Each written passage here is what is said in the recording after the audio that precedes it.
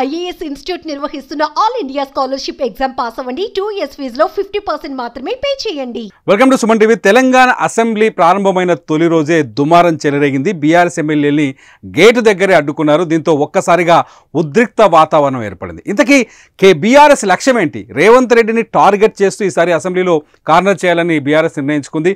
ఎట్టి పరిస్థితుల్లో ఈ 1 year పరిపాలనలో రేవంత్ రెడ్డి అట్టర్ ఫ్లాప్ అయ్యాడు. 6 హామీల అమలులో రేవంత్ రెడ్డి ఫెయిల్ అయ్యాడు అనే విషయంతో పాటు రేవంత్ రెడ్డి పైన అవినీతి ఆరోపణలను కూడా ఈసారి అసెంబ్లీలో లేవనెత్తారని బీఆర్ఎస్ ఒక వ్యూహంతో వచ్చినట్టుగా అర్థమవుతుంది. ఇవాళ ఉదయం సభకి హాజరైన బీఆర్ఎస్ ఎమ్మెల్యేలు భారీ గుంపుగా వచ్చారు. కేటీఆర్ నాయకత్వంలో గేట్ దగ్గరకు వచ్చేసరికి వాళ్ళ ఒంటి పైన రేవంత్ రెడ్డి అదానీ ఫోటోలు ఉన్న టీషర్ట్లు కనిపించాయి. అంటే రేవంత్ రెడ్డికి అదానికి ఇంటర్నల్ లింక్ ఉంది. అదాని దగ్గర రేవంత్ రెడ్డి అవినీతికి పాల్పడ్డాడు. వీళ్ళిద్దరూ కలిసే పనిచేస్తున్నారు. తెలంగాణని అదానికి రాసిచ్చేందుకు రేవంత్ రెడ్డి ప్రయత్నిస్తాడంటూ మొదటి నుంచి కేటీఆర్ టార్గెట్ చేస్తూ వస్తున్నారు. ఆ టార్గెట్ తగ్గట్టుగానే టీషర్ట్లను తయారు చేసి ఆ టీషర్ట్లు వేసుకొని వాళ్ళ సభకు హాజరయ్యే ప్రయత్నం చేసింది బీఆర్ఎస్ ఎమ్మెల్యేలు. సభకు గేటు దగ్గర రాగానే టీషర్ట్లతో రేవంత్ రెడ్డి అదాని టీషర్ట్లతో అనుమతించేది లేదు అంటూ వాళ్ళని భద్రతా సిబ్బంది అడ్డుకొని గేటు దగ్గరని వాళ్ళు నిలుపుదల చేయడంతో ఒక్కసారిగా ఆందోళన వాతావరణం ఏర్పడింది. అందరినీ అరెస్ట్ చేసి పోలీస్ జీప్ ఎక్కించి అక్కడి నుంచి తరలించారు. మొత్తానికి రేవంత్ రెడ్డిని ఎలా టార్గెట్ చేయాలా, రేవంత్ రెడ్డిని ఎలా ఇరికించాలా అనే కోణంతో బీఆర్ఎస్ ఈ అసెంబ్లీని వాడుకోవాలని చాలా వ్యూహాత్మకంగా ప్లాన్లు వేసినట్టుగా అర్థమవుతుంది. రేవంత్ రెడ్డి అదానీ ఇష్యూకి వచ్చేసరికి ఎప్పుడైతే అదానీ పైన అమెరికాలో కేసు నమోదైందో, అదానీ పైన అవినీతి ఆరోపణలు వచ్చాయో, ఏదైతే సోలార్ పవర్కి సంబంధించిన స్కామ్లో అమెరికా అదానిపై కేసు నమోదు చేసిందో అక్కడి నుంచి బీఆర్ఎస్ అటు మోదీని, ఢిల్లీలో ఉన్న మోదీని, కేంద్రంలో అధికారంలో ఉన్న బీజేపీని, తెలంగాణలో అధికారంలో ఉన్న రేవంత్ రెడ్డిని టార్గెట్ చేస్తూ విమర్శలు చేసింది.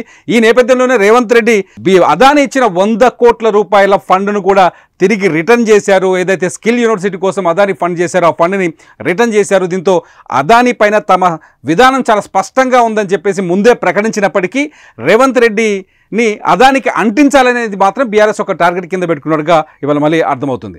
అయితే అదానీ ఇష్యూ పైన పార్లమెంట్ సమావేశంలో కూడా బీజేపీని టార్గెట్ చేస్తూ ఢిల్లీలో కాంగ్రెస్ పార్టీ, ఇక్కడ కాంగ్రెస్ పార్టీ కూడా 2 రకాల ధోరణులు కొంత కనిపించినట్టు అర్థమైంది.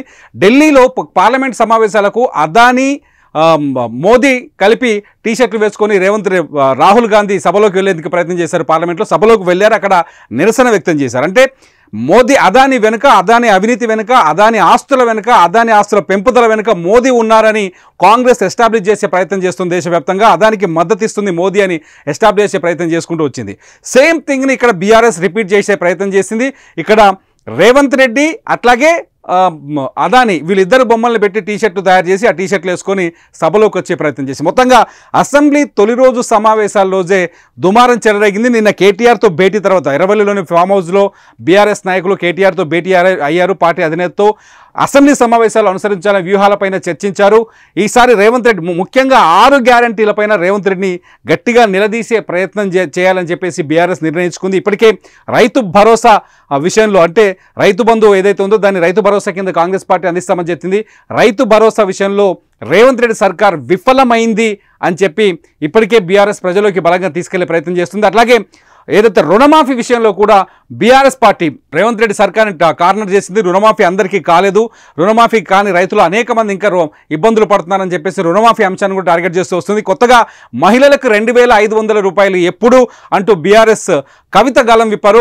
కవిత మహిళా కోణంలో ప్రజల్లోకి వెళ్ళే ప్రయత్నం చేస్తారు. మొత్తానికి కేసీఆర్ ఫామ్ హౌస్లో ఉండి కేసీఆర్ ఫామ్ హౌస్ నుంచి సభకు రాకుండానే ఈసారి కూడా అసెంబ్లీ సమావేశాలకు హాజరయ్యే అవకాశం లేదని స్పష్టంగా అర్థమవుతుంది. సభకు రాకుండానే పార్టీలోని ద్వితీయ స్థాయి నేతలతో రేవంత్ రెడ్డిని చాలా స్ట్రాంగ్గా టార్గెట్ చేస్తూ వస్తున్నారు. ఇవాళ మొత్తానికి అసెంబ్లీ ముందు బీఆర్ఎస్ ఓవర్ చేసిందా, రేవంత్ రెడ్డి అదాని టీషర్ట్లు వేసుకొని వచ్చి, లేకపోతే ప్లాన్డ్గానే వచ్చిందా, టార్గెట్ చేసిందా, తెలివిగానే వ్యవహరించిందా అనేది ఆసక్తికరంగా మారుతుంది. మొత్తంగా ఇవాళ అసెంబ్లీ సమావేశాలు మాత్రం ఘర్షణ వాతావరణంలోనే కొనసాగుతున్నాయి. మీరేమనుకుంటున్నారు? ఇవాళ బీఆర్ఎస్ నాయకులు చేసిన పనిని మీరు సమర్థిస్తున్నారా? రేవంత్ రెడ్డికి అదానికి ఇంటర్నల్ లింక్స్ ఉన్నాయా? అదాని కేవలం రేవంత్ రెడ్డితో మాత్రమే తెలంగాణలో సమావేశమయ్యారా? గతంలో బీఆర్ఎస్ పార్టీతో కలిసి పనిచేశారా లేదా? ఇంతకీ అదానికి రేవంత్ రెడ్డి అంశంలో మీరేం మాట్లాడుకుంటున్నారు? మీ ఆలోచన ఏంటి? ఈ వీడియో కింద కామెంట్ చేయండి. చూస్తూనే ఉండండి సుమన్ టీవీ.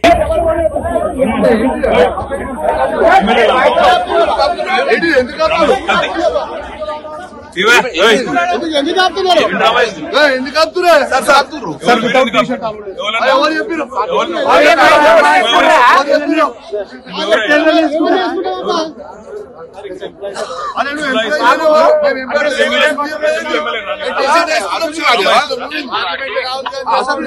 రాహుల్ గాంధీ